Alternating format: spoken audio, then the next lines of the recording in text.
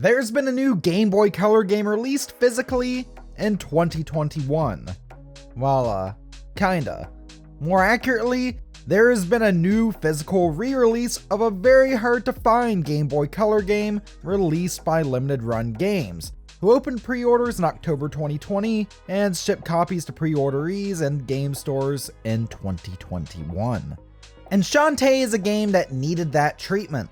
Along with kicking off the platforming series featuring Wayforward's half-genie mascot of the same name, the original Shantae was one of the final games to ever be released for the Game Boy Color.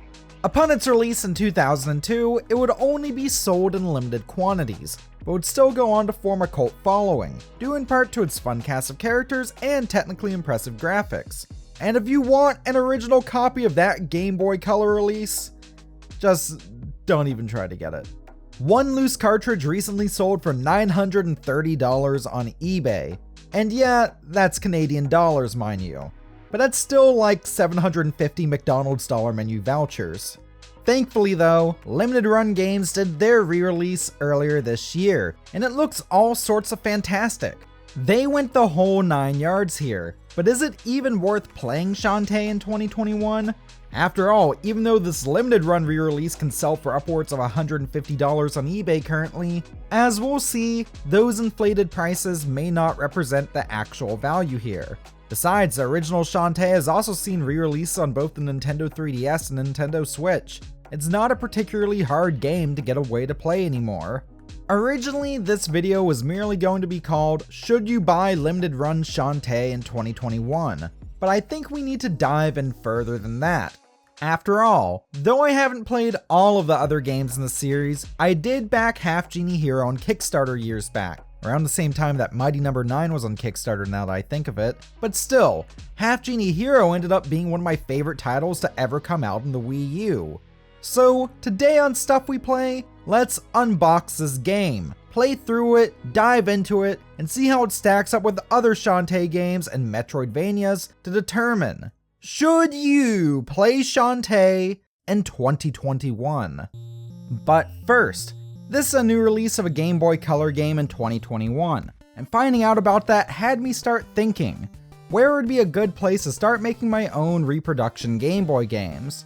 No, not to sell or anything, just for my own purposes because I think that'd be really cool. Well, of course, along with a good soldering iron and a nicely organized workbench to start, I'd need some cartridge PCB boards, some of which I can get printed thanks to today's sponsor, PCBWay.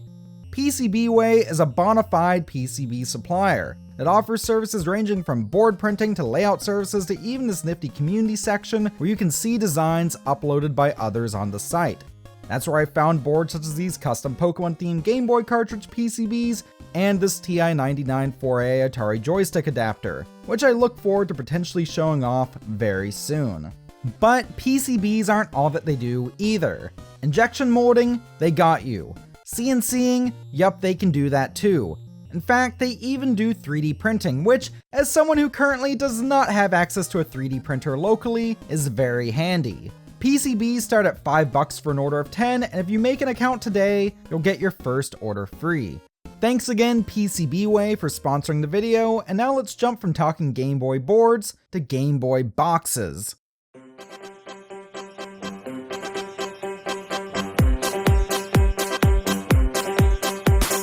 LRG really did a fantastic job with this box. Yeah, it's very obviously a reproduction, they clearly aren't trying to hide that, and that's a good thing, as this means it'll be difficult for this re-release to get passed off as the original by resellers. The first thing you'll probably notice here though, is the price sticker. I got this game in person at Epic Games and More in Victoria, BC, and they actually had about 6 different copies in stock total, not counting special editions and Switch copies, which they also had. It's marked at $80 CAD, the equivalent of about $60 USD.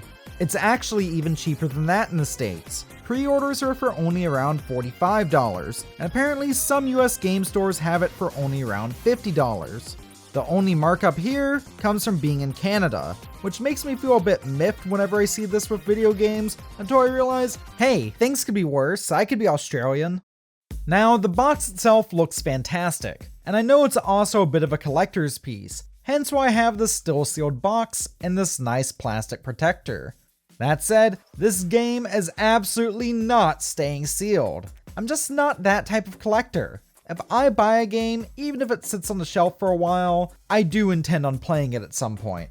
You know, I don't think I've ever had the experience of taking the plastic wrap off of a new Game Boy or Game Boy Color game.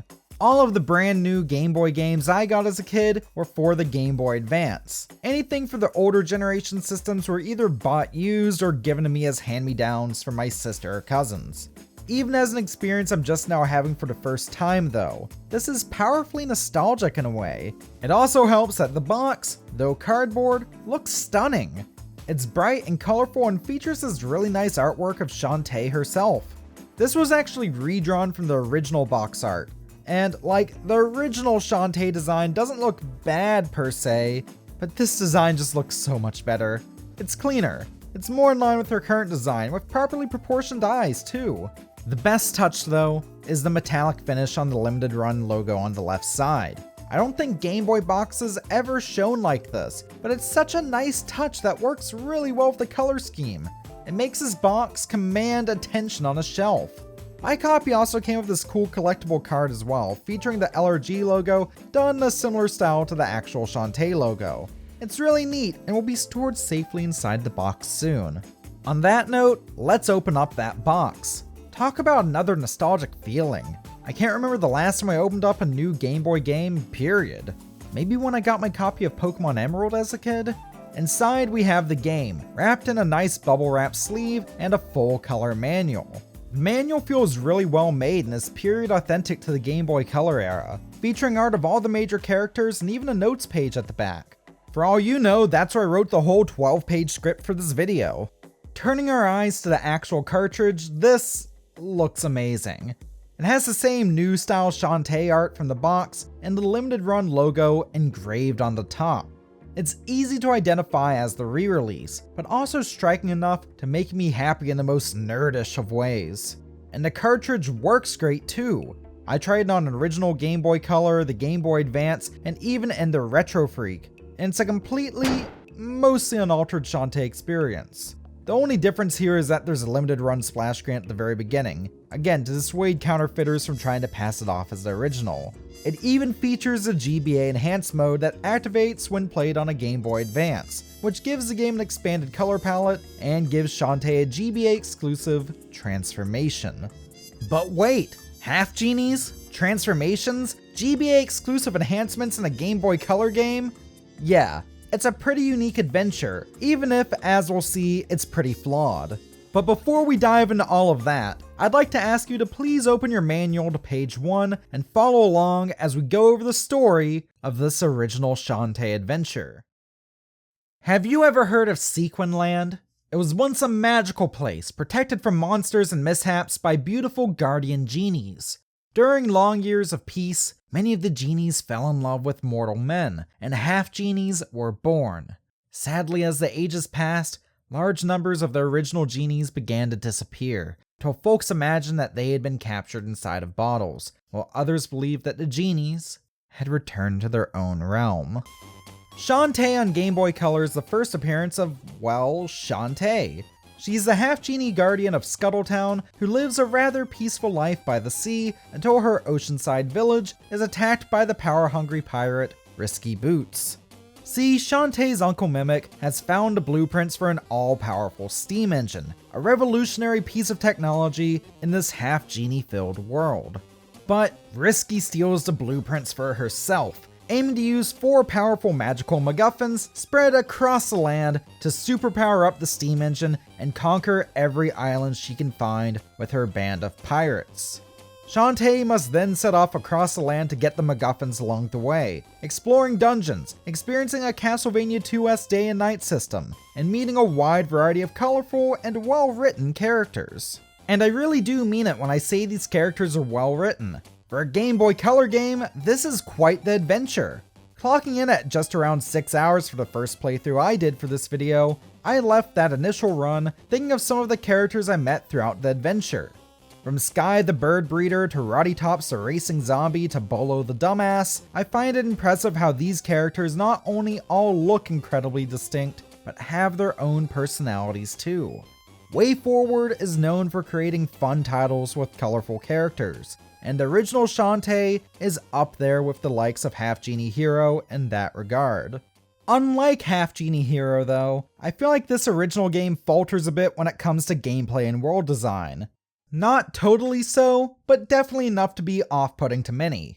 Positively speaking, Shantae has a nice sense of weight to her jumps, and her hair whip, her main method of attack, feels nice and snappy, even if I wish it just had a bit of a longer reach here. I think Wayforward's team may have felt the same way after this game came out, as her hair whip certainly feels a bit longer in later games.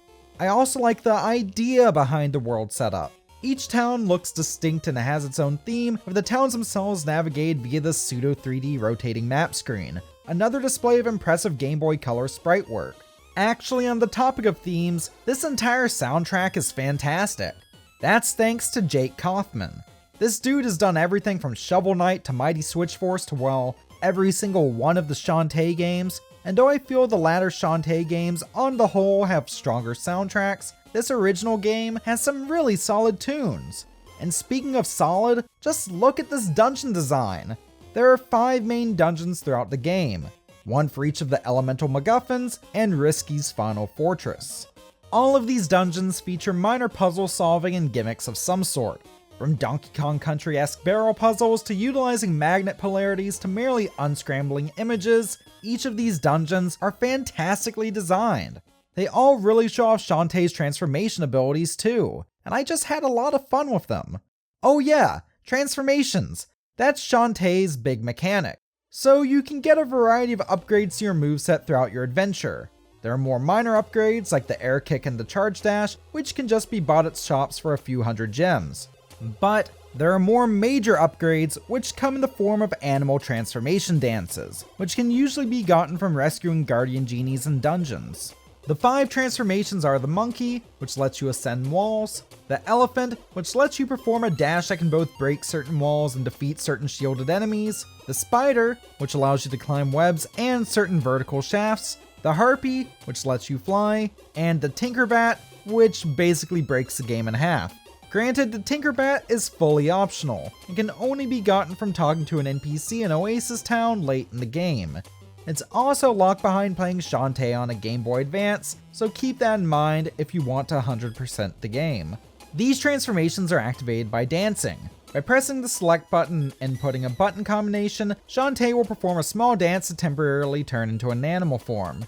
There are also additional dances you can unlock as well by collecting warp squids, which basically allow you to fast travel.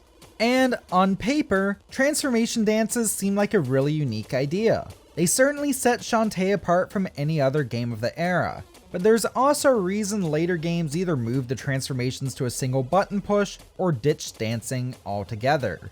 It just breaks the pace. Worst case scenario, you're mid-action, forget the dance you need, open the menu, switch to menu page 2 to check the dance list, then pause to input the dance combination, and hope you don't get hit by an enemy in the process, because if you do, it cancels out your dance input if you haven't transformed yet. Thankfully, that doesn't happen super often in dungeons. The dungeons on the whole really aren't super difficult. Not even the boss fights are that bad, though the final fight against Risky's giant mech is pretty cool. In fact, all of these fights feel really unique, and the only one I found to be any sort of difficult was the final battle against Risky. And I mean, that's the final boss fight. I'd be disappointed if she wasn't a good challenge. That fight never feels cheap either. Risky's just a legitimately fun to fight opponent. But the overworlds? Damn, I have some thoughts on these overworlds. Again, there's a reason overworlds were either streamlined or stripped away in later games. In this first outing, Wayforward doesn't even give you a map, but that's the least of your worries. After all, the only kind of tricky town to find is the constantly moving zombie caravan. I don't know what it is about the overworld areas here, but it constantly felt like the camera was too zoomed in on Shantae herself, which is especially odd as I never felt this was an issue in dungeons. On more occasions than I could count, I dared to try to move through the overworlds with some semblance of moderate speed, only to be hit by an enemy off screen or get killed by a bottomless pit. And I hope you brought lives too, because if you die enough times, you get a game over, get sent back to your last save point. What I ultimately ended up doing was grinding up for some vanish creams and some twirling wrecking balls. Being able to temporarily evade enemies or smash through them may cut the challenge in half, but screw it. At first, I did the gem grinding required for this by just going back and forth in the starting areas of the game, which was especially annoying as enemies get their health beefed up at night. But then I learned about mini-games.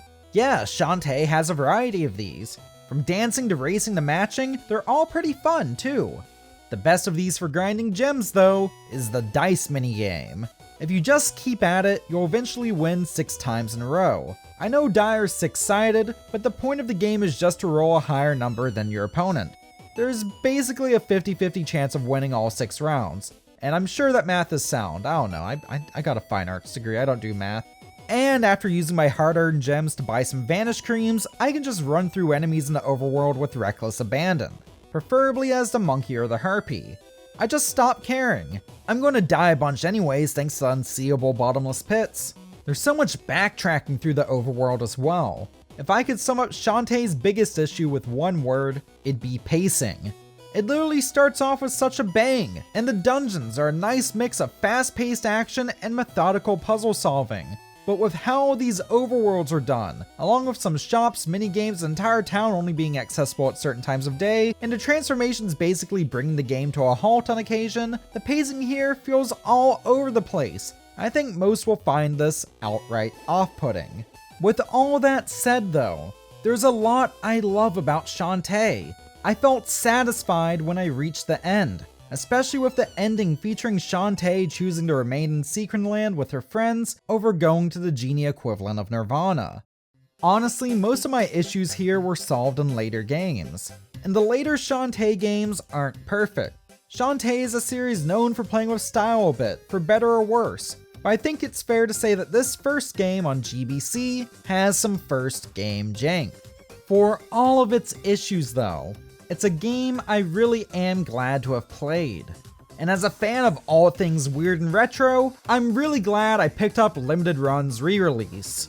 But should you play Shantae in 2021? Well, it depends. Do you like playing retro games, or are you a longtime fan of the Shantae series or Wayforward's work?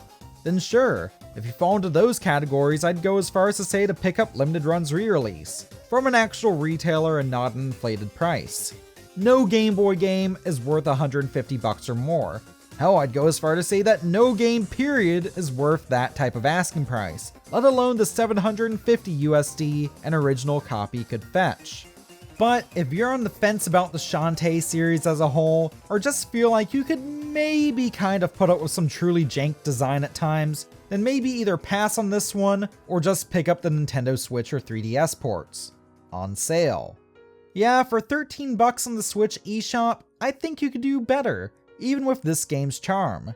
With that said, do you agree with me? Well, let me know your thoughts in the comment section below, and maybe press that big red subscribe button too. Thanks again to PCBWay for sponsoring this video, along with our Patreon patrons, YouTube channel members, and paid Twitch subs for making what we do possible. You can see their names on screen right now, can join them here for as low as $1 a month. On that note, thank you very much for watching, stay classy, and I'll see you next time.